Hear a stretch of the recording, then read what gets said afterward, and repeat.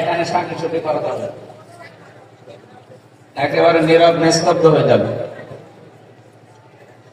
সাহাবা একরাম যখন কোরআনে কারীম শুনতেন, পাখি এসে তাদের এই পিঠের উপরে, মাথার উপরে মনে করতো গাছের উপরে বসে আছে। আপনি এরকম হয়ে যাবেন। কথা বলছেন মানে এদিক ওদিকে তাকাবেন না। বাংলাদেশের ঐতিহ্যবাহী জেলা নড়াইল লোহাগড়া থানার অন্তর্গত দিঘলিয়া নোয়াগ্রাম স্কুল ময়দানে এলাকাবাসী কর্তৃক আয়োজিত মহাবিশ্বের মহাবিশ্বর, আমাদের মালিক, আমাদের মনিব, মহান রব্বুল ইজ্জত আল জালালের মুখের পবিত্র বাণী কোরআনে কারীম তাফসীরুল কোরআন মাহফিলের স্বনামধন্য সভাপতি বিশিষ্ট আলেমে দ্বীন জনাব মুফতি মোহাম্মদ খবির উদ্দিন দামাত বারকাতুহুল আলিয়া, এ মাহফিলের প্রধান অতিথি বাংলাদেশ জামাত ইসলামী নড়াইল জেলা শাখার সম্মানিত জেলা আমির বিশিষ্ট আইনজীবী জনাব অ্যাডভোকেট আতাউর রহমান বাচ্চু, যার মাধ্যমে এখানে কোরআনের দাওয়াত নিয়ে এসেছি আপনাদের এলাকার সন্তান, ইসলামিক চিন্তাবিদ, শিক্ষাবিদ, শ্রদ্ধাভাজন উস্তাদ ডক্টর মোহাম্মদ কামরুজ্জামান আতালাল্লাহু উমরাহু ওয়া বারাকাল্লাহু ফি হায়াতি, বলেন আমিন। এতক্ষণ যারা এখানে কোরআনে কারীম থেকে আলোচনা রেখেছেন, এই এলাকার কৃতি সন্তান, ইসলামিক চিন্তাবিদ, শিক্ষাবিদ, রাজনীতিবিদ জনাব মাওলানা তাজুল ইসলাম দামাত বারকাতুহুল আলিয়া, আলোচনা রেখেছেন মাওলানা হুসাইন মাহফুজ চুয়াডাঙ্গা, হাফেজ মাওলানা মাহদি হাসান, অন্যান্য উলামা ইকরাম, মঞ্চে বসা সম্মানিত ব্যক্তিবর্গ, সামনে বসা মুসলমান ভাইরা, পর্দার আড়ালের সম্মানিতা মা এবং বোনেরা, প্রশাসনের ভাইরা, প্রাণপ্রিয় নড়াইলবাসী, এখন দুপুর বেলা তো খাবারের সময়, গোডাউন আমাদের হাহা করছে না? এই সময় আসলে এটা হয় না, এটা রাতের বেলা দিলে ভালো হয়। আপনারা রাতে পাননি, আমার উপরে আসলে স্যার আজকে সত্যি কথা বলতে জুলুম করে ফেলেছে। আমি এই প্রতিদিন 2টা 3টা আর পারছি না। ম্যাডামও রাগ করছিল বাড়ি থেকে, শুধু স্যারের কথা শুনে আজকে ছেড়েছি, নাই তো আজকে ছাড়তো। এখন দরকার নেই, রাতে একবারে শরীয়ত পড়ে আছে, ওই জায়গায় যাবে। মানে সকাল 10টায় এখানে এসে হাজির হওয়ার কথা ছিল, আমি 9:30টায় বাড়ি থেকে বের হয়েছি। রাস্তা ভুল করার কারণে একটু দেরি হয়ে গেছে। তারপরও যে সময়টুকু আল্লাহ আমাদেরকে কোরআনে কারীমের পেছনে ব্যয় করতে দিলেন, আমরা খুশি হয়ে বলছি আলহামদুলিল্লাহ। একটা জগদ্দল পাথর আমাদের বুকের উপরে ছিল। 1500 বছর আগে ওয়াদানা আনকা বিসরাক আল্লাযী আনকাযা যহরাক, এই আয়াতটা আল্লাহ নাযিল করেছিলেন। নবীজিকে জানিয়েছিলেন, হে নবী, আইয়ামে জাহিলিয়াতের যে বিশাল পাথর, যে বোঝা আপনার পিঠকে বাঁকা করে রেখেছে, আমি কি ওই পাথর সরিয়ে দেইনি? 1500 বছর পর এই বাংলাদেশের মুসলমানদের বুক যে পাথরের কারণে কষ্টে জর্জরিত ছিল, এমনকি আল্লামাহুল খালাকাল ইনসান, আল্লামাহুল বায়ান, মানুষ আমি বানিয়েছি, কথা বলার যোগ্যতা আমি দিয়েছি, সেই কথা বলা পর্যন্ত আমাদের স্তব্ধ করে দিয়েছি। তাদের থেকে আল্লাহ রাব্বুল আলামিন বিশাল পাথর নামিয়ে নিয়ে আমাদেরকেও মনে হচ্ছে স্মরণ করাচ্ছে, হে উম্মতি মুহাম্মদী, আমি তোমাদের উপর থেকে আমি জাহিলিয়াতের পাথর নামিয়ে দেইনি। 1500 বছর আগে ছিল আয়ামে জাহিলিয়াত, আরে 15.5 বছরে আমরা পার করলাম আমি জাহিলিয়াত। একেবারে খাপের খাপ মিলিয়ে গিয়েছি, কঠিন অবস্থা পার করেছি না বলেন তো? কথা বলতে পারতাম আমরা, কণ্ঠরুদ্ধ করে রেখেছিল। এই কঠিন অবস্থার পরে আল্লাহ জালেমদের কিছু দৃশ্য আমাদেরকে দেখিয়েছেন, যেটা লূত নবী আলাইহিস সালামের জামানায় দেখিয়েছিলেন। আল্লাহ রাব্বুল আলামিন বলেন, ওয়া মাকারু মাকারা ওয়া মাকারনা মাকারা ওয়া হুম লা ইয়াশউরুন। সূরা নমলের 50 নম্বর আয়াতে আল্লাহ বলেন ওয়া মাকারু মাকরান, ষড়যন্ত্র করেছিল ওরা। এই মাকরান শব্দের ব্যাখ্যায় আমি তাফসিরে দেখেছি সূরা ইব্রাহিমের ভেতরে আল্লাহ ব্যাখ্যাটা দিয়েছেন। আল্লাহ পাক বলেন ওদের ষড়যন্ত্র এমন কঠিন অবস্থা ধারণ করেছিল যে পাহাড় পর্যন্ত সরে যাবে। মাকার না, আমি আল্লাহ নিজে এবার কৌশল করলাম। শব্দ কিন্তু একই। কাফেরদের বেলায় আল্লাহ বললেন ষড়যন্ত্র, দুর্বিসন্ধি, আর আল্লাহ নিজের ক্ষেত্রে যখন ব্যবহার করলেন বাংলা অর্থ দাঁড়িয়েছে কৌশল। আল্লাহ বলেন পরের শব্দটা মাকরান, আমি এমন কৌশল করেছি ওয়াহুম লা ইয়াশউরুন, তারা কিছুই টের পায়নি। ফানজুর কাইফা কানা আকিবাতু মাকরিহিম, নজর করে দেখেন হে নবী, ষড়যন্ত্রকারীদের সাথে আমি আল্লাহ কি আচরণ করেছিলাম, তাদের সাথে তাদের পরিণাম কি হয়েছে। আন্না দাম্মারনাহুম ওয়া কওমাহুম আজমাইন। আন্না, আল্লাহ নিজে বলছেন আমি নিজে করেছি। দাম্মারনাহুম, তাদেরকে ধ্বংস করেছি আমি নিজে। ওয়া কওমাহুম আজমাইন, এবং তাদের সকলকে। আমি ১৫০০ বছর পরে বাংলাদেশের সাথে মিলিয়ে দেখেছি, একেবারে খাপের খাপ মিলিয়ে যাচ্ছে। এভাবে আল্লাহ তাদের ধ্বংস করলেন। এর পরের আয়াতে একটি ইঙ্গিত দিয়েছেন, একটু ভালো করে খেয়াল করেন। আল্লাহ পাক বলেন ফাতিলকা বুয়ুতুহুম খাওয়ায়াতাম বিমা যালামু। ফা দিয়েছেন শুরু করার আগে, ফাতিলকা, এই সেই ঘর। বাইতুন না দিয়ে বুয়ুত বহু বছর দিয়েছেন। হোম মানে তাদের, তাদের এই যে ঘরগুলো আপনি দেখতে পাচ্ছেন, এই সেই ঘর। কোন ঘর? খাওয়ায়াতাম, যেগুলো জনশূন্য করে দিয়েছি, ওজাড় গৃহ বানিয়ে দিয়েছি, সার শূন্য করে দিয়েছি। বিমা যালামু, তাদের জুলুমের কারণে। এখান থেকে কয়েকটা শিক্ষা আল্লাহ দিতে চান। পৃথিবীতে যারা জুলুম করে তাদের বাড়ি ঘরগুলো আল্লাহ সার শূন্য, ওজাড় গৃহ জনশূন্য করে দেয়। এখান থেকে আমাদের কি দেওয়া লাগবে? আগামীতে কোন মানুষ যদি এই পৃথিবীর ময়দানে এই চেয়ারে ক্ষমতায় বসে, তারাও যদি জুলুমের সাথে সম্পৃক্ত হয়, তাদেরও বাড়ি ঘরগুলো আল্লাহ উজাড় গৃহ করে দেবে। আপনি দেখতে পাচ্ছেন না সারা দেশে আজ? আমার কুষ্টিয়ার হানিফ সাহেবের বাড়ির দিকে তাকান।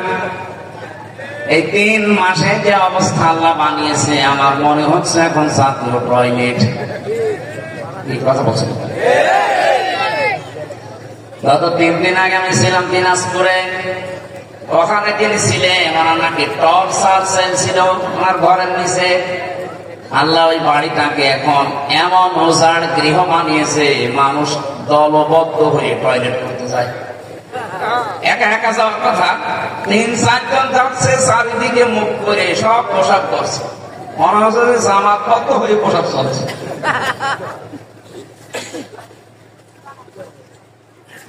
আমার একটা কথা মনে পড়ছে এই দৃশ্যটা দেখে। আমি একটা পেপারে দেখলাম, গত 3 দিন আগের ঘটনা। ঢাকার বুকে সবচাইতে দামি বাড়ি আমরা যেটাকে মনে করতাম, অনেকে এত আবেগের জায়গা ছিল অনেকে, যে অনেকে জমা খেত আবেগে। অথচ 3 মাসের ব্যবধানে এখানে একবারে 5-7 জন করে দিয়ে টয়লেট করছে। বলে নাউজুবিল্লাহ। নাউজুবিল্লাহ বললাম কেন? আমি বলছি কাবা শরীফ তাওয়াফ করছিলাম 16 সালে। শেষ করার পরে ওই যে উপর দিয়ে ঘুরছিলাম, হঠাৎ দেখে আমার পেটের যন্ত্রণা ব্যথা করছে। পুলিশকে ডাক দিয়ে বললাম, ভাই এতক্ষণ তো ভালোই ছিলাম, হঠাৎ আমার পেটে এত যন্ত্রণা ব্যথা, কারণ কি? পুলিশ আমারে বলছে হাজি হজ্জা তাই না বিলা দোকা। ও হাজি, দেশ কোথায়? জি তুমি বাংলাদেশ। আমি বাংলাদেশ থেকে এসেছি। আমারে বলছে আপনি জানেন না এটা কোন জায়গা? না তো। আবু জাহেলের বাড়ি। আপনি এখনো পায়খানা না করে দাঁড়িয়ে আছেন? তাড়াতাড়ি করেন। সত্যি পায়খানা করে দেখি আমার পেটের ব্যথা যন্ত্রণা ভালো হয়ে গেছে। আবু জেহেলের বাড়িটা ছিল জুলুমের কারখানা। কথা বলেন না কেন? মানবতার উপর জুলুম করার জন্য বাড়িটা কাজে লাগিয়েছিল। আর 64 জেলার 630টা থানা, যেখানে যেখানে জালেমরা দরবেশন্দি করেছে, জুলুম করেছে, মানুষের অধিকার নষ্ট করার জন্য ষড়যন্ত্র করেছিল, প্রত্যেকটা জায়গা আমার মনে হচ্ছে আল্লাহ খাওয়াবিয়াতার বানিয়ে দিয়েছে। এই জন্য অনেকে পেটের ব্যথা দূর করার জন্য হয়তো যাচ্ছে, কথা বলছে না তো একবারে 5-7 জন যাবে কোন কারণে? আপনার বিশ্বাস না হলে হানিফ সাহেবের বাড়ি কষ্টে আছে, দেখেন কি অবস্থা বানিয়েছে, বিরাম বানিয়ে দিয়েছে, ঈদ পর্যন্ত অনেকে খুলে নিয়ে চলে যাচ্ছে। এই জন্য আমাদের শিক্ষা, ভবিষ্যতে কেউ যদি সত্যি দেশের দায়িত্বে আসেন আর যাই করেন, জালেম হবেন না। এক কথা বলছেন, যদি জুলুম করেন 5 বছর পরে কিন্তু আপনার বাড়িও জাতীয় টয়লেট হয়ে যাবে, শেষে পেটের ব্যথা হবে, হুজুরের যাবে। আল্লাহ এতটুকু শেষ করেননি, ইন্না ফি যালিকা লায়াতাল লিকাওমিন ইয়ালামুন। আয়াতের মাঝে আল্লাহ লামে তাকিদ দিয়েছেন, ইন্না ফি যালিকা লায়াতান, অবশ্যই এই সমস্ত নিদর্শনের ভেতরে লিকাওমিন ইয়ালামুন, যারা জ্ঞানী, যাদের জ্ঞান আছে, তাদের জন্য শিক্ষা আছে। এখন আমরা যদি এখান থেকে শিক্ষা নিয়ে আগামী আমাদের জীবন যেটা আসতেছে এটা না চালাই, আমাদের অবস্থা আল্লাহ ঠিক এই জালেমদের মতোই করবে। কথা বলে ঠিক না? আমি আশা করছি আমরা সতর্ক হব। সুতরাং যে বিশাল পাথর আল্লাহ নিজের দায়িত্ব নিয়ে আমাদের মাথার উপর থেকে, বুকের উপর থেকে সরিয়ে দিলে খুশি হয়ে বলেন আলহামদুলিল্লাহ। আল্লাহ রাব্বুল আলামিন বলেন কেন সরিয়েছি জানো? হাত্তা ইযা ফারিহু বিমা উতু আখাযনাহুম বাগতাতান ফাইযা হুম মুবলিসুন। সূরা আনামের 44 নম্বর আয়াতের মাঝের অংশে আল্লাহ বলেন, ওই মানুষগুলো যখন আমার দানকৃত এই ক্ষমতা বলেন, টাকা পয়সা বলেন, প্রভাব প্রতিপত্তি বলেন পাওয়ার বলেন, এগুলো পাওয়ার পরে আনন্দে মেতে আছে, আমি আল্লাহকে ভুলে গিয়ে আখাযনা এর ফাইল সরাসরি আল্লাহ নিজে। সুতরাং 2024 সালের 5 আগস্টে স্বৈরাচার যারা, জালেম যারা, তাদেরকে জনতা শুধু ধরেনি, ধরেছে কে? এখানে আল্লাহ তাই দিয়েছেন আখাযনাহুম, আমি নিজে তাদেরকে ধরলাম, বাগতাতান, আকস্মিক ভাবে, এমন হঠাৎ করে তাদেরকে ধরেছি, তারা দুপুরের খাবার খাবে সে সময় হয়নি। কথা বলেন না? ফাইদা হুম মুবলিসুন, তারা হতাশ হয়ে গেছে, নিরাশ হয়ে পড়েছে। এরা যে হতাশ হয়ে পড়েছে, সারা বাংলাদেশে বিকাল 5টা বাজতে বাজতে তার বাস্তব প্রমাণিক কালামানিক কলার পাতায় শুয়েছিল, বেশি পর্যন্ত উড়ে গেছে। বাকিটা আমি বললাম না, ওর সংসার করার কাজ শেষ। কত নিচে নামাবে আর আল্লাহ, ইন্নামা নুমলি লাহুম লিয়াসদাদু ইসমা ওয়া লাহুম আযাবুন মুহিন। আল্লাহ পাক বলেন, যখন মানুষের পাপের বোঝা পরিপূর্ণ হয়ে যায়, আমি আল্লাহ তখন আর ছাড় দেই না, তখন ধরেছেন কে? ওয়া লাহুম আযাবুন মুহিন, তাদেরকে অপমানজনক শাস্তি দেয়। আমার মনে হয় এই পৃথিবীর ইতিহাসে এত অপমান কেউ হয়নি। কত ইতিহাস আমরা পড়েছি, কোনদিন এটা শুনি নাই এই পৃথিবীর ইতিহাসে 350 জন এমপি একবারে পালিয়ে গেছে। এই বাংলাদেশে ঘটল, কথা বলেন। জাতীয় মসজিদের ইমাম পর্যন্ত পালিয়েছে। আপনি আর কে দেখবেন? এজন্য জালেমদেরকে আমরা ধরি না, ছাত্র জনতা ছেলে মেয়েরা শুধু না, আল্লাহ নিজে ধরেছে। যখন পাপের বোঝা পরিপূর্ণ হয়ে যায় তখন আল্লাহ ছাড় দেয় না। আমাদের এখান থেকে শিক্ষা নেওয়া লাগবে, আমাদের বাকি জীবনে যেন আমরা সীমা লঙ্ঘন না করি। কথা বলেন ঠিক কিনা? আল্লাহ প্রত্যেকটা কথা আমাদের প্র্যাকটিক্যাল লাইফে, বাস্তব জীবনে সেট করার তৌফিক দেন। বলেন আমিন। দরুদ আর সালাম পড়ছি আমাদের নবী মুহাম্মদুর রাসূলুল্লাহ সাল্লাল্লাহু আলাইহি ওয়াসাল্লামের প্রতি। এটা আলিফ থেকে ইয়া পর্যন্ত 29টা অক্ষর, প্রত্যেকটা অক্ষরের ভেতরে আমাদের নবীর গুণগান এবং তাদের যে নামগুলো আল্লাহ দিয়েছেন প্রতিটি অক্ষরের ভেতরে লুকিয়ে রেখেছেন। আলিফ দিয়ে আহমাদ, বা দিয়ে বাশির, তা দিয়ে মুত্তাকি, সা দিয়ে মুদাসসির, জিম দিয়ে জামিল। এভাবে করতে করতে আল্লাহ ইয়া দিয়ে বলেছেন ইয়াসিন। বলেন আল্লাহু আকবার। এখানে গল্প করছেন, কি সমস্যা? কি ওনারা এখানে নিয়ে আসেন, এখানে কি আপনার সমস্যা? না না না, হচ্ছে এবার স্যার বসে আছেন, আপনাকে কথা শোনা লাগবে। যেমন প্রশ্ন করবো কিন্তু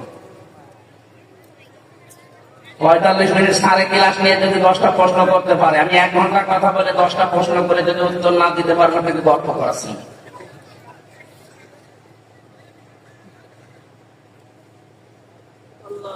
লড়াইবাসী তাফসীরে কাবির থেকে বলছি, আল্লামা ফখরুদ্দীন রাজি রাহমাতুল্লাহ আলাইহি এই ইয়াসিন এই শব্দের ব্যাখ্যা দিয়েছেন। তিনি বলেন আল্লাহ পাক নবীজিকে প্রতিটি অক্ষরে অক্ষরে তার গুণগান, তার নামের প্রশংসা জানাতে শেষ অক্ষরে এসে জানিয়েছেন ইয়াসিন, হে নেতা। আল্লাহর ঘোষণা দেওয়া নেতা এই দুনিয়ায় মাত্র একজন। কয়জন? ইয়া হরফে নেদা, ইয়া মানে হে, সিন মানে সাজ্জেদ। তাফসীরে কাবিরে 5টা অর্থ আমি পেয়েছি সিনের। সিন মানে সাজ্জেদুল আলামিন, সিন মানে সাজ্জেদুল বাশার, সিন মানে সাজ্জেদুল কাওনাইন, সিন মানে সাজ্জেদুল আম্বিয়া, সিন মানে সাজ্জেদুল মুরসালিন। প্রথম শব্দটার দিকে তাকান, সাজ্জেদুল আলামিন, আলম না। স্যার যে হিসাব দিচ্ছিলেন, এই পৃথিবীতে 800 কোটির উপরে মানুষ, 257টা রাষ্ট্র আছে।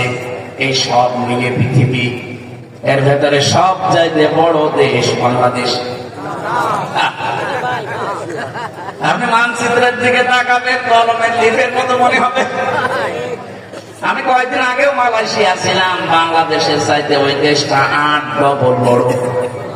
এই দেশ ঘুরতে আমার জীবনে পানি শেষ হয়ে যাচ্ছে। মালয়েশিয়া মাত্র 6 দিন না 7 দিনে পুরাটা ঘুরতে আমার জীবন শেষ হয়ে গেছে। তা তো উন্নত দেশ অনেক। তাহলে এই দেশের চাইতে অত বড় 8 ডবল। সৌদি আরব এই দেশের চাইতে 14 ডবল। এই যে পাশের রাষ্ট্রে ভারত, এই দেশের চাইতে 29 ডবল। আমেরিকা আমাদের চাইতে 59 ডবল। 59টা বাংলাদেশ পাশাপাশি রাখলে যত বড় হবে এক আমেরিকা, একাই বড়। বিশাল পৃথিবীতে 257টা রাষ্ট্র, জাতিসংঘের আন্ডারে আছে 95টা মাত্র। আপনি পৃথিবীর যে জায়গায় বাস করেন, আপনার জন্য ইয়াসিন, হে নেতা, এই শব্দটা কার্যকর করা লাগবে। নেতা হিসাবে, আদর্শ হিসাবে মুহাম্মদুর রাসূলুল্লাহ বাদ দিয়ে কাউকে মানতে পারবেন না। আমার কথা যদিও নরম ভাষায় বললাম, কত দূর গেছে যাদের মাথায় মগজ আছে টের পাচ্ছেন। যদি বলেন না আমি বাংলাদেশে থাকি না, আমি থাইল্যান্ডে থাকি, ওইটাও 257টার ভেতরে আছে। এক কথা বলে না। কেউ যদি বলে না এই 257টা দেশের আমি কোন জায়গায় থাকি না, কোথায় থাকেন? তাদের দেশে, তো ওইটা তো আরেক জগৎ। মঙ্গল গ্রহে থাকে, ওইটাও আরেক জগতে। সব মিলে আলামিন, সব মিলে কি? তাহলে যেখানেই থাকবেন, এটা নাযালুল আমরু বাইনাহুন্না, প্রতিটি জায়গায় আল্লাহর বিধিবিধান নাযিল হচ্ছে।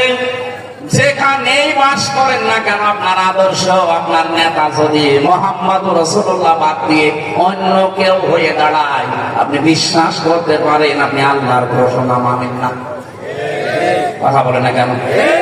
এই শব্দটা বারবার উচ্চারণ করছি আমি খেলা করার জন্য না, আমার শিক্ষা আছে এখানে। অনেকে মনে করে নেতা বললেই মনে হয় আমাদের মতোই পাতি নেতা। না, নেতা শব্দটা অনেক গুরুত্বপূর্ণ বিষয়, কারণ এটা কিয়ামতের সাথে সম্পৃক্ত। কিয়ামতে আল্লাহ যখন আপনাকে বিচারের জন্য তার দরবারে ডাকবেন, প্রথমে আপনাকে একা ডাকবেন। কয়জন করি বলেন বলেন? অকুল্লুহুম আতিহি ইয়াউমাল কিয়ামাতি ফারদা। সূরা মরিয়মের 95 নম্বর আয়াতে আল্লাহ বলেন, কিয়ামতে প্রতিটি মানুষকে আমি ডাক দেব আমার সামনে। কয়জন করি? আর জোরে বলেন। এবার আপনি এখান থেকে কি নেবেন? বাংলাদেশের বিচার ব্যবস্থায় 4টা সিস্টেম আমরা পাই। এই নড়াইলের ম্যাজিস্ট্রেট কোর্ট থেকে আপনার বিরুদ্ধে যদি রায় আসে, আপনি কিন্তু বলতে পারবেন না আমি মানি না। এতটুকু বলার অধিকার আছে যে আমি ন্যায় বিচার পেলাম না, আমি আরেকটু উপরে যাব। কোথায় যাবেন? যান জজ কোর্টে যান। নড়াইল জজ কোর্ট থেকে আপনার বিরুদ্ধে যদি রায় আসে, আপনি বলতে পারবেন না যে আমি মানি না, তাহলে রাষ্ট্রদ্রোহী মামলা হবে। এই কথা বলে দেখেন, রাষ্ট্রের বিরুদ্ধে গেলে কি মামলা হয়? রাষ্ট্রদ্রোহী। এক কথা বলেন, আরো জোরে বলেন। রাষ্ট্রদ্রোহী যারা, তাদের কোন ধর্ম নেই। আপনি শুনতেছেন না? রাষ্ট্রদ্রোহী যারা, এই দেশের বিরুদ্ধে যারা, তাদের কোন ধর্ম আছে? আজ বিভিন্ন ধর্মের নাম নিয়ে রাষ্ট্রদ্রোহী কাজ করে অনেক মানুষ ছাড় পাওয়ার চেষ্টায় আছে। এই যে চিন্ময় কুমার দাস, উনি আজ একটা ধর্মের নাম নিয়ে ইসকন বলেন আর হিন্দু ধর্ম বলেন, যে ধর্ম বলেন, রাষ্ট্রদ্রোহী কাজ ছাড়াই করবে, তাদের কোন ধর্ম নেই। কালকে প্রধান উপদেষ্টার সাথে আমির জামাত যে বৈঠক করেছিলেন, তার শেষ কথা এটা ছিল যে রাষ্ট্রদ্রোহী যারা, তাদের কোন ধর্ম নেই। বিচার যেভাবে করা লাগে রাষ্ট্রের বিধানে আপনাকে করা লাগবে। মাওলানা মামুনুল হকের মাথায় যদি দড়ি দিয়ে বেঁধে নেওয়া যায়, আমির হামজার মাথায় যদি দড়ি দিয়ে বেঁধে নেওয়া যায়, আল্লামা দেলাওয়ার হোসাইন সাইদের মাথায় যদি দড়ি বাঁধা যায়, কি হয়েছে চিন্ময় সাহেব? রাষ্ট্রের বিরুদ্ধে গেলে তার কোন ধর্ম নেই। কথা বুঝে মামলা হয়ে যাবে, কিন্তু আপনার বিরুদ্ধে রাষ্ট্রদ্রোহী, আমার বিরুদ্ধে হয়েছিল এটা, এজন্য আমার মাথায় দড়ি দিয়েছে। একই কাজ যদি এই বাংলাদেশে কেউ করে, তার মাথায় আপনি দড়ি না দিয়ে ডাব খাওয়াবে, মামা বাড়ি পেয়েছে।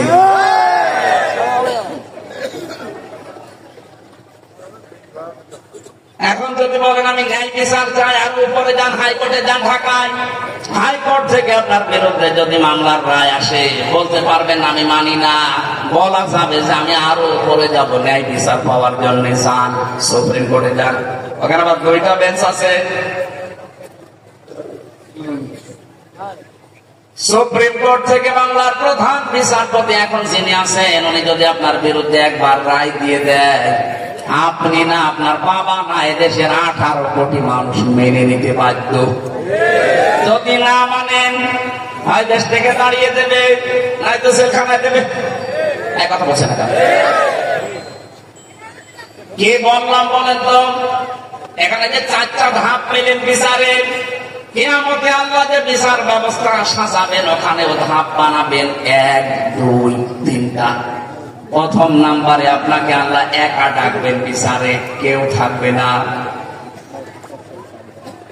রব্বুল আলামিন বলেন, একা একা ডাকবে, জিজ্ঞাসা করা হবে তোমার জীবন সম্পর্কে।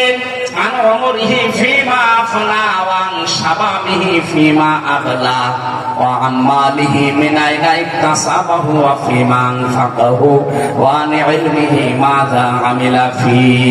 মুত্তাফাকুন আলাইহি। একটা জীবন দিয়েছিলাম 70, 80, 90 বছরের।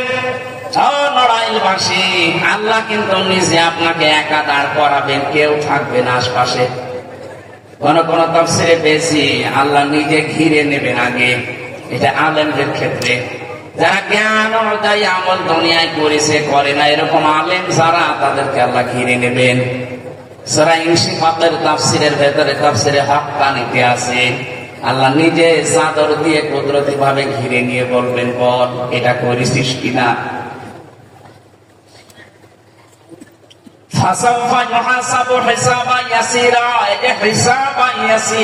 শব্দের ব্যাখ্যায় মুফাসসির বলেন, সহজ হিসাব কাকে বলে জানো?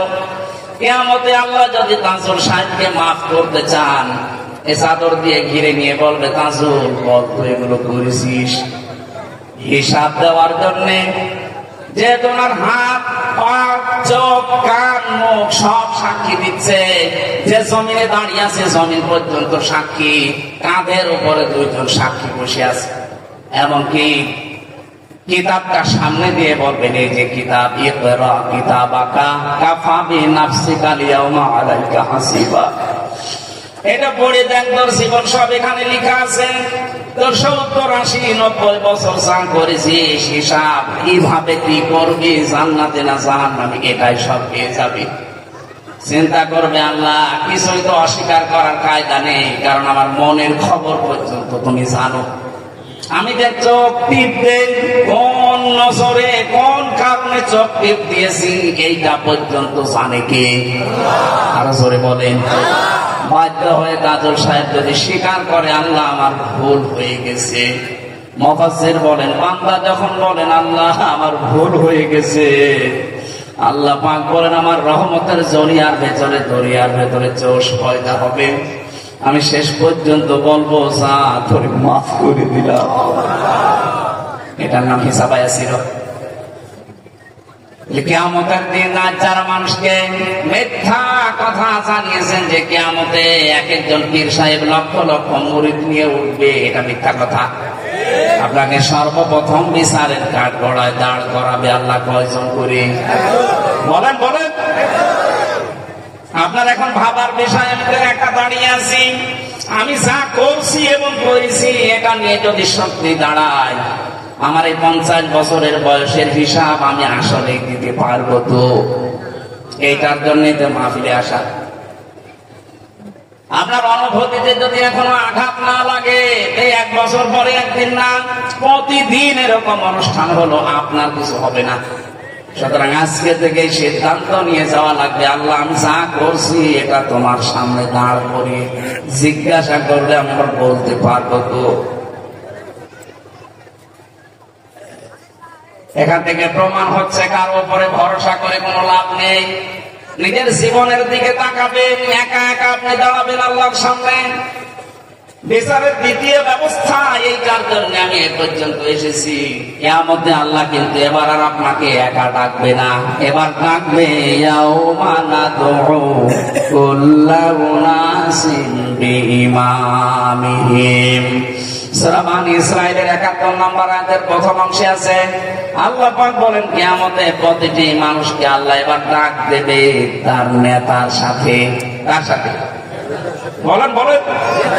লড়াইবাসী রাজনীতি মনে না করে একটু নিজের সাথে মিলান তো। আপনি যে নেতাকে মেনে চলেন, যার আদর্শের নাম বলে আপনি স্লোগান দেন, ওই লোকটা যদি কিয়ামতে আপনার সামনে থাকে, আপনার কি মনে হয় যে আল্লাহ আপনাকে মাফ করবে? ও বলছে না, ও তো ধরা খাবে। হ্যাঁ, এখন যদিও বলেন না মাফ করবে না, ও ধরা খাবে না। আমরা যেন অন্তত ওর মতো ধরা না খাই। আজকে থেকে দেখা লাগবে যে এই লোকটা আল্লাহ রাসূলকে মেনে চলে, সেই লোকটাকে মানা ফরজ, যে মানে না তাকে মানা হারাম। নবীজি তো জীবনে 2-1 দিন বিড়ি খেয়েছেন, লাল পানি খেয়েছেন? বলুন।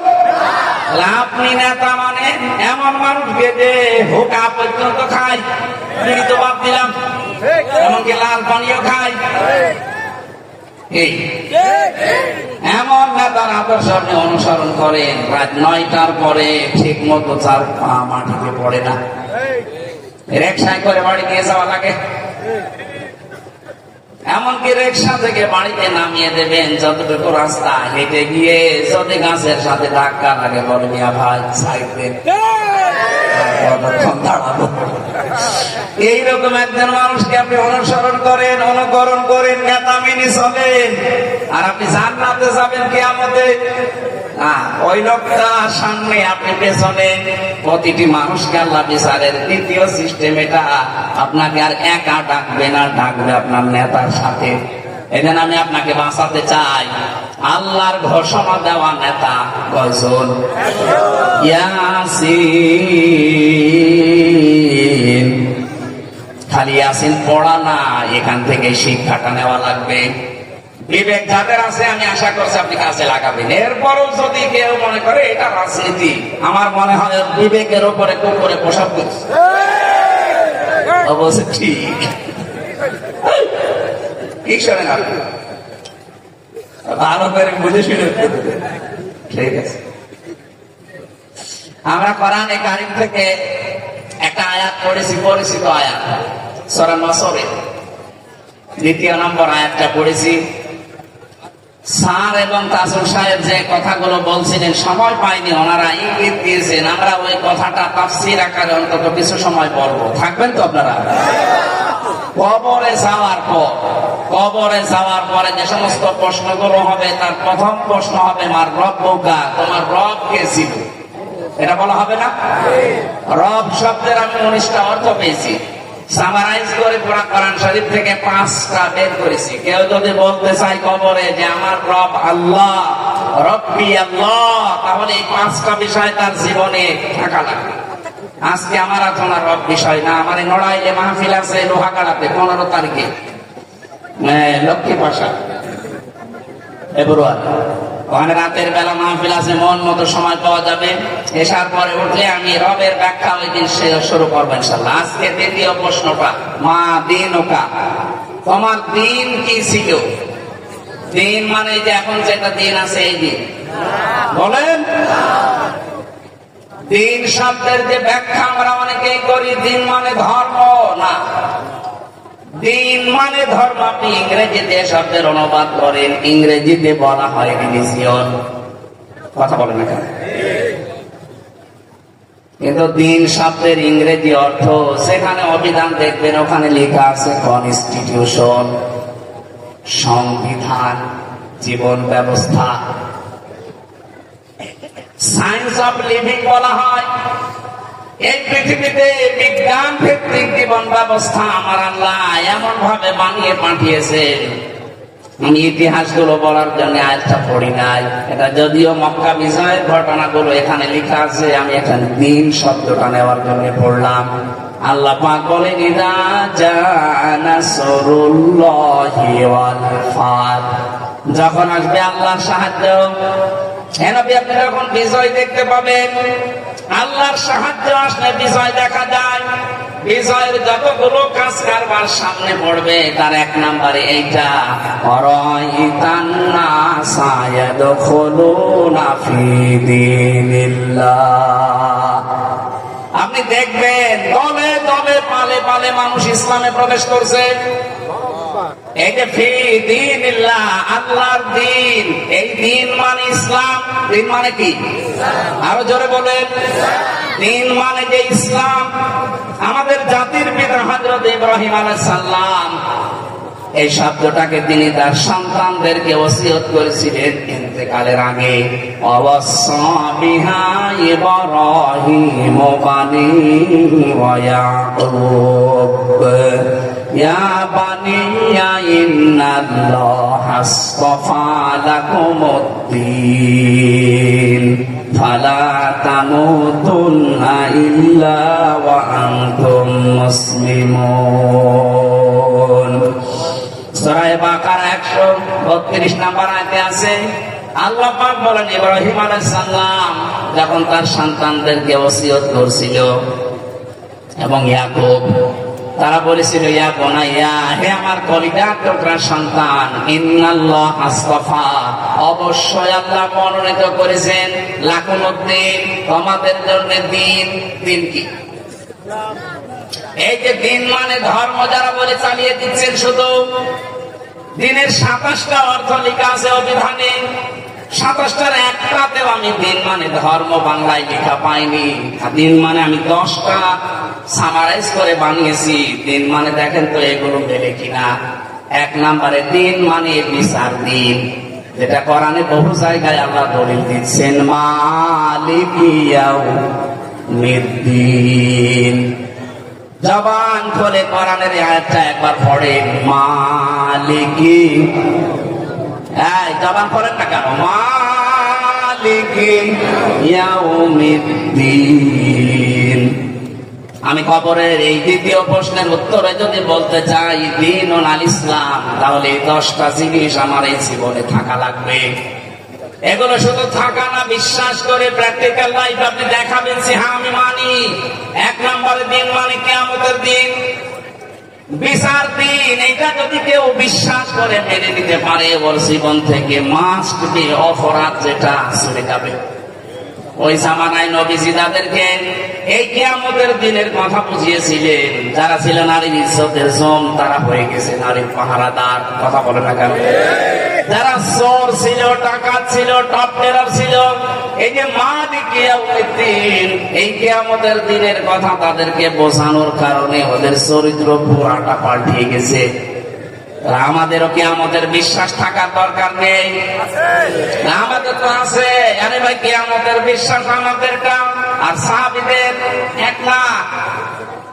হযরতে ওমর রাদিয়াল্লাহু তাআলা আনহু কিয়ামতের দিনে তার জীবনের ভেতরে পেয়েছি, ইন্তেকালের 12 বছর পরে তার সন্তান আব্দুল্লাহর সাথে একবার স্বপ্নে দেখা হয়েছিল।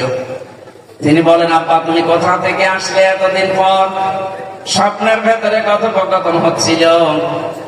হযরত ওমর বলে, সন্তান আজ 12 বছর আমি দুনিয়ার জীবন ছেড়েছি। আল্লাহ পাক তার সামনে দাঁড়িয়ে আমি হিসাব দিচ্ছিলাম। কিয়ামত মনে হচ্ছে কায়েম হয়ে গেছে। আল্লাহ আমাকে ডাক দিয়ে হিসাব দিচ্ছিলেন।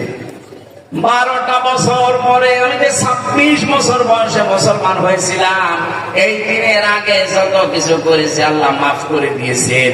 কারণ কালেমা পড়লে, বিশ্বাস নিয়ে পেছনের অপরাধ আল্লাহ সব মাফ করে দেয়।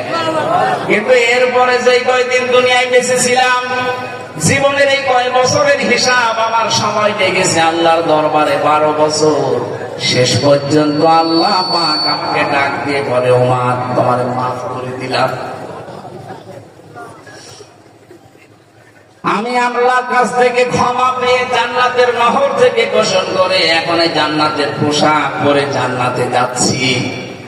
অনড়াইলবাসী, এটা যদিও দুর্বল সনদটা আমি শিক্ষার জন্য বলছি। বলেন তো, হযরত ওমরের মতো মানুষ যিনি জান্নাতের সার্টিফিকেট দুনিয়াতে জিন্দা অবস্থায় পেয়েছিলেন যে তুমি জান্নাতি, আকাশের তারকার চাইতে যার দুনিয়ায় নেকির কাজ বেশি, এই মানুষটার যদি 12 বছর লাগে তারপরও আল্লাহ মাফ করে দেয়, এ নড়াইলে আমরা যারা আছি আমাদের কত বছর লাগতে পারে বলেন তো? আমাদের কোন গ্যারান্টি আছে? আমাকে জাহান্নামে যাবো সেই গ্যারান্টিও নেই। এই গ্যারান্টি আছে? এই জন্য আমার কিয়ামতের দিনের বিশ্বাস এবং বাস্তবতা দেখাতে হবে, তাহলে মরণের পরে বলতে পারবেন দীনুন আল ইসলাম। 2 নম্বরে আনুগত্য। হযরত ইব্রাহিম আলাইহিস সালাম যেটা দেখিয়েছিলেন, ইযে ক্বালা লাহু রাব্বুহু আসলিম ক্বালা আসলামতু লিরাব্বিল আলামিন। গাছের মাথায় বসে কোড়াল দিয়ে কাঠ কাটছিলেন। আল্লাহ পাক বলেন, আত্মসমর্পণ করো, আনুগত্য করো আমি আল্লাহর কাছে। হযরত ইব্রাহিম সঙ্গে সঙ্গে বলেছিলেন, আমি আত্মসমর্পণ করলাম ওই মহান রব্বুল ইজ্জত ওয়াল জালালের কাছে। তিনি সমস্ত বিশ্ব জগতের মালিক। আমাদের যদি দুনিয়াতে আল্লাহর আনুগত্য স্বীকার করে নিতে পারি, কবরে যে বলতে পারবেন দীনুন আল ইসলাম। 3 নম্বরে পেয়েছি আমি জীবন ব্যবস্থা, সূরা মাইদার 3 নম্বর আয়াতে আছে। 4 নম্বরে পেয়েছি রাষ্ট্রীয় আইন, এটা আছে সূরা মুমিনের 26 নম্বর আয়াতে। এগুলো আমরা যদি নাও বোঝার ভান করে থাকি, ফেরাউন কিন্তু বুঝেছিল। দিন মানে যে রাষ্ট্রীয় আইন, এটা ফেরাউন বুঝেছিল। হযরত মুসা আলাইহিস সালামকেও মেরে ফেলবে, হত্যা করবে, এজন্য ঘোষণা দিয়েছে। আকালা ফিরআউনু দারুনি আকতুল মুসা ওয়া লিয়াদউ রাব্বা ইন্নী আখাফু আন ইউবাদদিলা দীনাকুম। আমাকে ছেড়ে দাও, আমি মুসাকে মেরে ফেলবো, হত্যা করবো, সে তার রবকে ডাকো। আমি ভয় পাচ্ছি, আমি আশঙ্কা করছি আমার রাষ্ট্রের বিধিবিধান আইন কানুন মুসা পাল্টিয়ে ফেলবে। তাহলে এখানে দিন মানে রাষ্ট্রীয় আইন। আমরা আজ রাষ্ট্রীয় আইন হিসাবে দিনকে মাওলানা তাসুল ইসলাম এইটাই বোঝাতে চাচ্ছিলেন যে দিন এটা রাষ্ট্রীয় বিধান হিসাবে আমরা আজ দেখতে চাই। এই কথা বলেন না কেন? 53 বছর তো বিভিন্ন জিনিস দেখেছেন, উনি তো মার্কা পর্যন্ত বলে দিয়েছেন। বাবা চালিয়েছিলেন দেশটা মন মতো, এই জন্য মানুষ দুর্ভিক্ষে মরে গেছে। আমি বাঙালি, বাবা চালানোর সময় দুর্ভিক্ষ হয়নি, আমি আর দেখিনি। আমার 33 বছর পর্যন্ত মুরব্বীরা তো দেখেছে। বাবা চালিয়েছে, আমরা পড়েছি কিতাবে ইতিহাসে যে এ দেশের মানুষ দুর্ভিক্ষে মারা গেছে। অনেকের স্বামী চালিয়েছিল, কাঙ্ক্ষিত শান্তি দিতে পারে নাই। একথা বলছেন না? চাচা চালিয়েছে 9 বছর, 10 বছর খেটেছে। ভাবি চালিয়েছিল, হয়নি। বউ চালিয়ে গেল, কি দেখলাম। এখন শুধু বাকি আছে এই কোরআনে কারিম দিয়ে দেশ চললে কেমন দেখা যায়। আর এটা তো ফেরেশতারা এসে দাঁড় করিয়ে দেবে। বলেন, একটা সুযোগ এসেছে, আন্তর্জাতিক কিছু চক্রান্ত আছে। এটা যদি সত্যি মোকাবেলা করা যায়, দেশের মানুষ ঐক্যবদ্ধ হয়ে চর্ম চোখে দেখে যেতে পারবেন এই কোরআন দিয়ে বাংলার জমিন চলছে।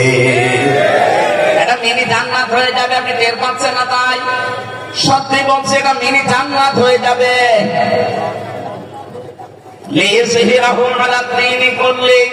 দুনিয়ায় যত দিন আছে, যত জীবন ব্যবস্থা মানুষের বানানো আছে, সব পিছনে পেছনে ফেলে এই ইসলামকে, দিনকে জমিন কায়েম করা লাগবে। এজহার শব্দের শাব্দিক অর্থ শুধু প্রকাশ করা না। মান করাল কোরআন ফাস্তাজহারহু, যে ব্যক্তি কোরআন পড়ে আর কোরআনকে ইজহার করার চেষ্টা করে, আই ইজহার মানে এখানে বিজয় গালিব শব্দটা আছে, তার হাদিসের পরিভাষায় দেখেছি, কেউ যদি কোরআন পড়ে আর কোরআনকে বিজয় করার জন্য চেষ্টা চালায়, ফাহাল্লা হালালাহু ওয়া হারামা হারামা, কোরআন বিজয় হয়ে গেলে হালালকে হালাল, হারামকে হারাম শ্রেণী মেনে নেওয়া যায়। কথা বলেন না কেন? বাংলাদেশে কোরআন বিজয় নেই, এই জন্য আমরা হারামকে হারাম জানার পরও ছেড়ে দিতে পারি না। এই যে ব্যাংকিং ব্যবস্থায় সুদের মতো একটা মারাত্মক বনা, মায়ের সাথে জেনা করা, এটা অহরহ চলছে। আমরা আজ পাল্টাতে পারছি না, কারণ এদেশে কোরআন বিষয় নেই। বলেন না কেন? ইসলামী ব্যাংক চেষ্টা চালাচ্ছে, 100% সম্ভব না যতদিন পর্যন্ত যাকাত ভিত্তিক অর্থনীতি বাংলাদেশে কায়েম না হবে। এদেশে যদি ফেরেশতাও ব্যাংক খোলে, তাও সুদ থেকে মুক্ত হওয়া সম্ভব না, কিন্তু ওরা চেষ্টা চালাচ্ছে। এটা কিছু নিয়ম নীতি আছে। যদি ইসলামী রাষ্ট্র দেশে কায়েম হয়ে যায়, মুশারাকা, মুদারাবা, মুরাবাহা, বায়ে সালাম, বায়ে মুআজ্জাল, বায়ে ইসতিসনা, এই সমস্ত নিয়ম নীতিগুলো যখন ইসলাম অনুযায়ী ব্যাংকিং ব্যবস্থায় চলবে, তখন সোনালী, রূপালী, চৈতালি সব ব্যাংক বাধ্য হবে ইসলাম অনুযায়ী চলবে। এখন যেহেতু নেই যাকাত ভিত্তিক অর্থনীতি এই দেশে রাষ্ট্রীয় ভাবে, যতদিন না হয় আমি আহ্বান জানাবো, অন্তত ইমানের দাবি অনুযায়ী মুসলমান হিসাবে রাষ্ট্রীয় ভাবে এই দেশে ইসলাম কায়েম হওয়ার আগ পর্যন্ত ইসলামী ব্যাংকে কারবার করে। এই কথা বলছি। নবীজি 13 বছর মক্কায় ছিলেন আর 10 বছর মদিনার রাষ্ট্রপ্রধান ছিলেন। 13টা বছর মক্কায় থাকাকালীন নামাজ পড়েননি। কথা বলেন না? কোন দিকে ফিরে নামাজ পড়তেন? কাবা শরীফের দিকে। অথচ কাবা এই 13 বছর পর্যন্ত 360টা মূর্তি ছিল। তাহলে উনি মূর্তির সামনে নিয়ে নামাজ পড়েছেন? মূর্তির সামনে নিয়ে নামাজ হয়? ওনার হইল কি করে? কেননা মূর্তি নামানোর মতো ক্ষমতা ওনার সময় ছিল না। ঠিক ওই লোকটাই যখন 10 বছর মদিনার রাষ্ট্রপ্রধান হয়ে আছেন, উনি নিজে এসে মূর্তিগুলো ভেঙে ভেঙে ওখান থেকে ফেলে দিয়েছিলেন। তাহলে এর আগে যে নামাজ পড়েছিলেন মূর্তির সামনে নিয়ে নামাজ হয়েছে, এরা হয়নি। আরো সরে বলেন। আমাদের দেশে যাকাত ভিত্তিক অর্থনীতি রাষ্ট্রীয় ভাবে যতদিন পর্যন্ত কায়েম না হয়, ইসলামী ব্যাংকে কারবার করবেন, গোনা হলে ওদের শরিয়া বোর্ড আছে, হতে হবে। আমার কথা বোঝা যায়নি? আরে ভাইকে ভাই সালাম পায়, মুআজ্জাল পায়, ইসতিসনা, মশা রাখার সিস্টেম, মুদারাবার সিস্টেম, মুরাবাহার সিস্টেম, এগুলো তো ওই সমস্ত ব্যাংকে নেই। ওরা তো সরাসরি সবাই করে। হ্যাঁ, এরা করছে না তা না, এরা পারছে না তাই করছে, আর ওরা পারার পরও করবে না। আহ্বান জানাচ্ছি, এটা একটা ইবাদত, অর্থনীতি জীবনের এটা ইবাদত। আমরা পারছি না আজ রাষ্ট্রীয় বিধান, আমরা যদি আর সত্যি দিনকে মনে করতাম, এটা কায়েম করতে পারতাম। ইব্রাহিম নবী, ইয়াকুব নবী তার সন্তানদেরকে এটাই বলেছিলেন। আল্লাহ পাক তোমাদের জন্য মনোনীত করেছেন, চয়ন করেছেন, নির্বাচিত করেছেন, পছন্দ করেছেন দিনকে। কাকে বলেন বলেন? সুতরাং এই দিন বাদ দিয়ে এই দিন আবার কি ব্যাখ্যা ছাড়া আলে ইমরান 19 নম্বর আয়াতে পাবেন, ইন্নাদ-দীনা ইনদাল্লাহিল ইসলাম। অবশ্যই আমি আল্লাহর কাছে মনোনীত দিন, তার নাম কি? আরো জোরে বলেন।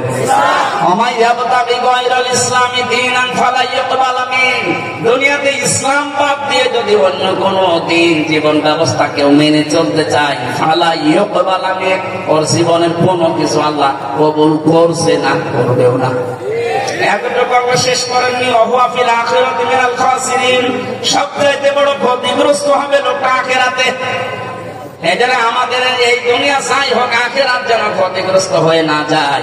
জীবন ব্যবস্থা হিসাবে, রাষ্ট্রীয় আইন হিসাবে আমরা ইসলামকে, দিনকে দেখতে চাই। এটা যদি কেউ রাজনীতি মনে করেন, হ্যাঁ এটাই আমাদের রাজনীতি, কথা বলুন। এটা যদি কেউ রাজনীতি মনে করেন, হ্যাঁ এটাই তাজুল সাহেবের রাজনীতি। কারণ আমরা চাই সব ধর্মকে পেছনে ফেলে, সব দিনকে পেছনে ফেলে ইসলামকে দাঁড় করাতে। হাদিস এইটাই, মান কোরআন কোরআনা ফাস্তাযহারাহু, কোরআন যে পড়ে আর কোরআনকে বিজয়ী করার চিন্তা ভাবনা নিয়ে চলে। আমরা তো এই চিন্তায় আছি এখন।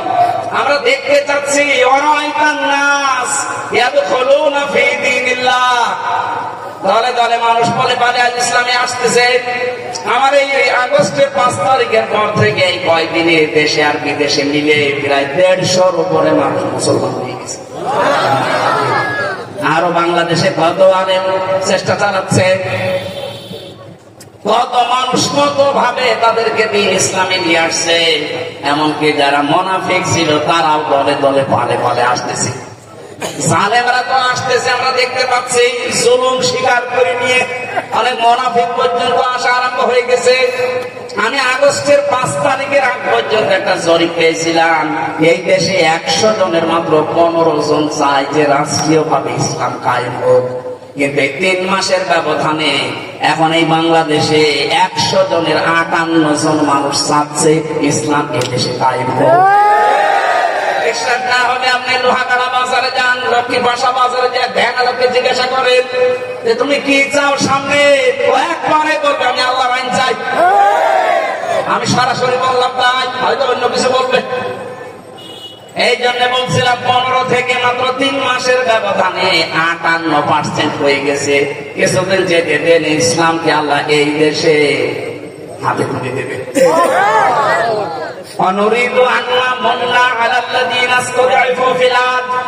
ওই জামানায় ফেরাউন একটা দলকে দুর্বল করে, কোণঠাসা করে, ছোট করে, নিম্ন করে, অপদস্থ করে রাখতে চেয়েছিল। আল্লাহ পাক বলেন, নুরিদু আন্না মুন্না, আমি আল্লাহ নিজে ইচ্ছা করলাম, আমি আল্লাহ একটা আশা করলাম যে তাদের উপরে মনন করি। মনন মানে অনুগ্রহ করা। ওই সেই দলকে তারা দুর্বল করে রেখেছিল ফেরাউন, ওই দলকে আমি আল্লাহ মনন করলাম, অনুগ্রহ করলাম।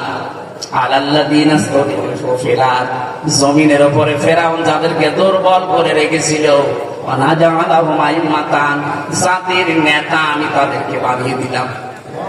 আমার তো মনে হচ্ছে আগস্টের 5 তারিখের পর থেকে ঠিক এই আয়াতটা বাংলাদেশে মিলে যাচ্ছে। আল্লাহ যেন এই দুর্বল, এই অসহায় কোণঠাসা মানুষদেরকে জাতির ইমাম, জাতির নেতা বানিয়ে দিচ্ছে। জমিনের ওয়ারিশ বানাবো তাদেরকে। এরপরের আয়াতটা আরো সুন্দর, অনুমাক্কিনা লাহুম ফিল আরদ, তাদেরকে আমি জমিনের শাসন ক্ষমতা দেব। কেন দেব বলেন তো? অনুরিয়া ফিরআউন ওয়া হামান ওয়া জুনুদাহুমা, আমি আল্লাহ নিজে দেখাতে চায় ও নুরিয়া ফেরাউনা, ফেরাউনকে, হামানকে আর তাদের দল বলকে, তাদের সৈন্য সমর্থ যারা আছে তাদেরকে, মিনহুম মা কানু ইয়াহজারুন, তারা যে বিষয়টা সবচাইতে বেশি ভয় পেত এই 53.5 বছরে, সবচাইতে বেশি ভয় যাদেরকে পাওয়া হয়, সবচাইতে বেশি ভয় এই 53.5 বছরে জালেমরা, মুনাফিকরা, সন্ত্রাসী যারা, তারা সবচাইতে বেশি ভয় পেয়েছে। বিশেষ করে ফেরাউন, হামান আর ওর মন্ত্রী পরিষদ দলের লোকজন, ওরা সবচাইতে বেশি ভয় পেয়েছে। না জানি মুসা নবী আবার চলে আসে কিনা। আমার তো মনে হচ্ছে 53.5 বছরের অবসান এখন করতে যাচ্ছে, কারণ এটা ঘটাচ্ছে কে? নরিয়া ফেরাউনা, আমি ফেরাউনকে দেখাবো। ফেরাউন যেহেতু চলে গেছে, প্রেতাত্মা আছে, তাদেরকে আল্লাহ দেখাবে। আল্লাহর ওয়াদা মিথ্যা হবে? সুতরাং তাদেরকে এই দেশে দুর্বল করে রেখেছিলেন, আল্লাহ তাদেরকে দিয়ে রাষ্ট্র চালাবে। এই জন্য আফওয়াজা, দলে দলে, আজ দলে দলে মানুষ আসতেছে। এখন আর দেখা দেখি নেই, দলে দলে মানুষ আসতেছে। এখানে কবরে যাওয়ার পরে যদি সত্যি আপনি বলতে চান দিন অনাল ইসলাম, কমপক্ষে 10টা জিনিস আপনি দুনিয়ায় দিন হিসাবে মানবেন। 5 নম্বরে মানবেন দিন মানে ইবাদত, এটা সূরা রুমের 30 নম্বর আয়াতে আছে। 6 নম্বরে দিন মানে মুখ ফেরানো, এটা সূরা নিসার 45 নম্বর আয়াতে আছে। 7 নম্বরে স্থায়ী শান্তি, এটা সূরা শূরা 13 নম্বর আয়াতে আছে। 8 নম্বরে শান্তির বাণী, 9 নম্বরে বিপ্লব, 10 নম্বরে অবশ্য করণীয় বিধান। এই 10টা বিষয় পড়া কোরআন শরীফ থেকে আমরা নোট করে পেয়েছি। কেউ যদি বলতে চায় যে দিন ও নাল ইসলাম, এই 10টাই তার জীবনে থাকা লাগবে। এখনো দুপুর বেলা আমি সেই 8:30টায় খাবার খেয়েছি, এখনো খাইনি, তার মানে আমার খাওয়া লাগবে। খাবার খেয়ে দরকার আমার আবার তুলে দিন। আমার মা বোন যারা এসেছেন, সম্মানিত মা বোনেরা, আপনারা আমি জানি বিভিন্ন জায়গায় বসে আছেন, 4টা কাজ করবেন শুধু। ইদা নাসারা ইলাইহা সাররাতুহু, যখন স্বামী আপনার দিকে তাকাবে বাইরে থেকে এসে, অভ্যর্থনা জানাবেন, খুশি করবে। হয় হাসি খুশি দিয়ে, ব্যবহার আচার দিয়ে, সাজগোজ দিয়ে, দরকার কাঁপুকুটু দেবে। কি কথা বলছেন? আপনাদের এই ছোট্ট একটা কাজের কারণে আজ হাজারো মানুষ পরকীয়া প্রেম করে।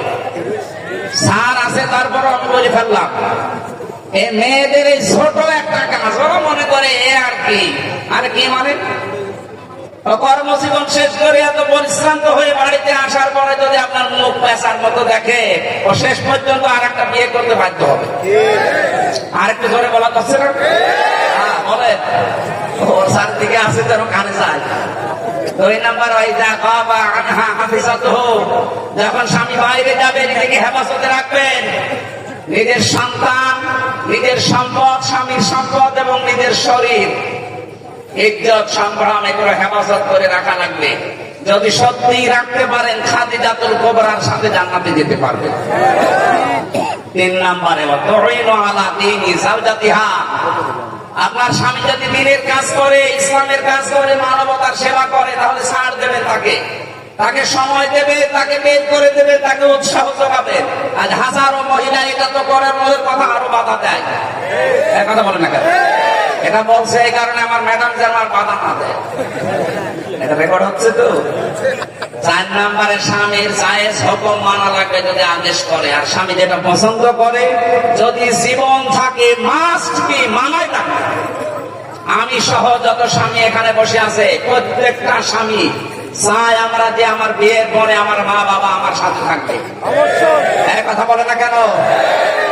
100টার 98টা মহিলা এটা চায় না। চায় না কেন? কারণ ওকে খালি তালাতালি করে ওর মা আর ওর বড় বোন, বলে আর কতদিন একসাথে থাকবি, আলাদা হয়েছে আর আমি খেতে পারবে। কথা বলেছে না? এরকম দুর্বিসন্ধি ষড়যন্ত্র হয়, পরিবার নেই এরকম শাশুড়ি আর বড় বোন যে ওখান থেকে পিন মারে। কারা কারা আছেন হাত তোলেন তো? আপনারা না, ওদের বলছে। ওরা হাত মারে তো সম্মানিত মা পড়ে না, শুধু নামাজ পড়া, রোজা রাখা আর কালো বোরকা পরা ইবাদত না। এই 4টা কাজ মাস্ট বি আপনার জীবনে থাকা লাগবে। তিরমিজি শরীফের হাদিস। আমি আবার বলছি, স্বামী তাকালে আনন্দ দেবেন, স্বামী বাইরে গেলে হেফাজতে রাখবেন নিজেকে, সম্পদকে। 3 নম্বরে স্বামীকে দিনের কাজে উৎসাহ দেবেন, বাইরে যেতে সাহায্য করবেন যদি দিনের কাজ মানবতার কাজ হয়। 4 নম্বরে স্বামী যদি জায়েজ কোন হুকুম করে, পছন্দ করে, অবশ্যই মাস্ট বি আপনাকে মানা লাগবে। জান্নাতের একটা দরজা আল্লাহর জন্য খোলা আছে আপনার জন্য, মরবেন জান্নাতে চলে যাবেন। আল্লাহ আমাদের তৌফিক দিন। মেয়েদের খবরে যে যেন বলতে পারি দ্বীনুন আল ইসলাম, এই 10টা বিষয় আমি আর ব্যাখ্যা করতে আসতে পারছি না। রাতের বেলা মাগরিবের পরে যেহেতু ওখানে ওঠা লাগবে, সেই শরীয়তপুরে ঘোষাইয়ের হাটে আমি আজকের মতো শেষ করছি। আগামীতে কোনো জায়গায় আসলে রাতে আসবো, এটা আজকে সত্যি বলছে। স্যারের সামনে আমাদের স্কুল হয়ে গেছে। আমি আসলাম সে চুয়াডাঙ্গা থেকে 2টা মাহফিল শেষ করে, আগামী থেকে আসলে আমরা কথা বলবো ইনশাল্লাহ। এক এক জেলায় 2-3টা করে অনুষ্ঠান নেব, রাতের বেলা কথা বলবো। আল্লাহুম্মা আমিন। আমার লিখিত বই ছিল 9টা বই লিখেছিলাম জেলখানা থেকে বের হওয়ার আগে আর পরে। এর মধ্যে একটা আছে আজকে এই যে গাড়িতে আছে, সৃষ্টি জগৎ নিয়ে লেখা। এটা কয়েকদিন আগে পাবলিশ হয়েছে, যাওয়ার সময় নিয়েছেন, কাজে লাগবে। আল্লাহুম্মা